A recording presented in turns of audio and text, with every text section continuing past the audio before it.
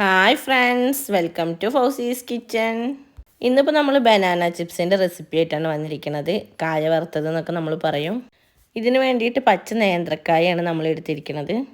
കായയുടെ രണ്ട് സൈഡും കട്ട് ചെയ്ത് കളഞ്ഞിട്ട് അതിൻ്റെ സെൻറ്റർ ഭാഗം ഇതുപോലൊന്ന് വരഞ്ഞു കൊടുത്തിട്ട് പൊളിച്ചെടുക്കണം. തൊലി മുഴുവനായിട്ട് നീക്കം ചെയ്യണം. കായയുടെ പീസുകളൊക്കെ പോരാതെ ശ്രദ്ധിക്കണം, എങ്കിൽ നമ്മുടെ ബനാന ചിപ്സ് ഉണ്ടാക്കുമ്പോൾ ഷേപ്പൊക്കെ മാറിയിട്ടാണ് കിട്ടുക.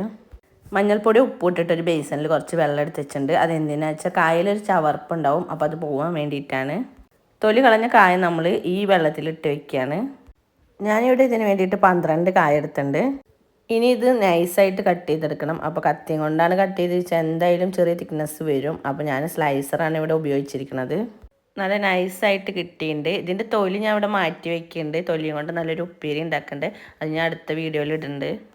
ഒരു ട്രിപ്പ് വറുത്തെടുക്കാനുള്ളതൊക്കെ ആയിട്ടുണ്ട്. അപ്പോൾ നമുക്ക് ഇനി വറക്കാനുള്ള എണ്ണ ചൂടാക്കാൻ വേണ്ടി വെച്ചിട്ട് വരാം. എണ്ണ നന്നായി ചൂടായി വരട്ടെ. നന്നായി ചൂടായി വന്നിട്ട് മാത്രമാണ് അതിലേക്ക് ഇടാൻ പാടുള്ളൂ. ഹൈ ഫ്ലെയിമിൽ വെച്ചിട്ടാണ് ഇടുന്നത്. ഇപ്പോൾ നന്നായി ചൂടായി വന്നിട്ടുണ്ട്. ഇനി കുറേശ്ശായിട്ട് ഇട്ട് കൊടുക്കുന്നുണ്ട്. എല്ലാതും ഇട്ടതിൻ്റെ ശേഷം ഫ്ലെയിം ഒന്ന് കുറച്ച് വയ്ക്കുന്നുണ്ട്.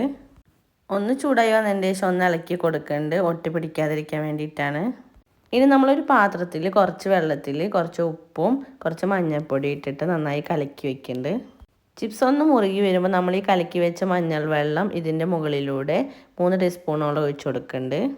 ഒഴിക്കുന്ന സമയത്ത് എണ്ണ ഒന്ന് പൊട്ടിത്തെറിക്കാനൊക്കെ ചാൻസ് ഉണ്ട്. അപ്പോൾ ഫ്ലെയിം ഒന്ന് കുറച്ച് വെച്ചിട്ട് ഒന്ന് ശ്രദ്ധിച്ചിട്ട് ഒഴിക്കണം. ഒന്ന് ഇടവിട്ടിട്ട് നമ്മളൊന്ന് ഇളക്കി കൊടുക്കണം. ഏകദേശം ഒരു 5 മിനിറ്റോളം നമുക്കിത് ഫ്രൈ ആയിട്ട് കിട്ടാൻ വേണ്ടി എടുക്കുന്നുണ്ട്. ഇത് ഫ്രൈ ആയി കഴിയുമ്പോൾ നമ്മൾ ഇളക്കുന്ന സമയത്ത് നല്ല കിരികിരി പറഞ്ഞിട്ട് നല്ലൊരു ക്രിസ്പിയുടെ സൗണ്ട് വരും. അപ്പോൾ നമ്മുടെ ചിപ്സ് ഇതുപോലെ ആയി വന്നിട്ടുണ്ട്. അപ്പോൾ നമ്മൾ അരിപ്പയിലേക്ക് കോരിയെടുക്കുന്നുണ്ട്. എണ്ണയൊക്കെ നന്നായിട്ട് വാർന്നതിൻ്റെ ശേഷം നമ്മൾ പാത്രത്തിലിട്ട് വയ്ക്കുന്നുണ്ട്. ഇതുപോലെ തന്നെ നമ്മൾ ബാക്കിയുള്ളതൊക്കെ വറുത്ത് കോരിയെടുക്കുന്നുണ്ട്. ഇതിൻ്റെ വീട്ടുകാർ ഞങ്ങളെ കാണാൻ വരുമ്പോൾ ഒരു കൊല കായായിട്ടാണ് വന്നത്. അതൊന്ന് കുറച്ചെടുത്തിട്ടാണ് ഇപ്പോൾ നമ്മൾ വറുത്തത്. ഉമ്മയും ഞാൻ എൻ്റെ ഭാബിയും കൂടിയിട്ടാണ് ഇത് ഉണ്ടാക്കുന്നത്. 5 ട്രിപ്പായിട്ടാണ് ഞങ്ങളിതിവിടെ ഉണ്ടാക്കിയെടുത്തത്. നമ്മൾ കടകളിൽ നിന്നൊക്കെ ഇങ്ങനെ വാങ്ങി കഴിക്കുമ്പോൾ ഏത് തരം എണ്ണയാണ് ഉപയോഗിക്കണം ഒന്നും പറയാൻ പറ്റില്ല. അപ്പോൾ നമ്മൾ ഇതുപോലെയൊക്കെ കുറേശ്ശായാലും നമ്മുടെ വീട്ടിലുണ്ടാക്കിയിട്ട് മക്കൾക്കൊക്കെ കൊടുക്കുക വെച്ചാൽ അതാവും ഏറ്റവും നല്ലത്. ഇതിപ്പോൾ ഞങ്ങളൊരു സൈഡിൽ വറുത്ത് കോരി ഇടണം, അപ്പുറത്തെ സൈഡിൽ കൂടെ നമ്മുടെ മക്കൾ എടുത്തു കൊണ്ടുപോകണം. നല്ല ടേസ്റ്റ് ഉണ്ട്, എല്ലാവർക്കും ഇഷ്ടമാവും ഇത്.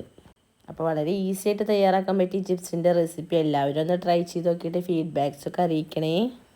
നമ്മുടെ വീഡിയോസൊക്കെ പുതിയതായി കാണുന്ന കൂട്ടുകാരുണ്ടെങ്കിൽ ഒന്ന് സബ്സ്ക്രൈബ് ചെയ്തിട്ട് കൂടെ കാണുന്ന ബെൽ ബട്ടണിൽ ഓളൊന്ന് പ്രസ് ചെയ്യണേ. കൂടെ തന്നെ ലൈക്കും ഷെയറും ചെയ്യണേ. താങ്ക്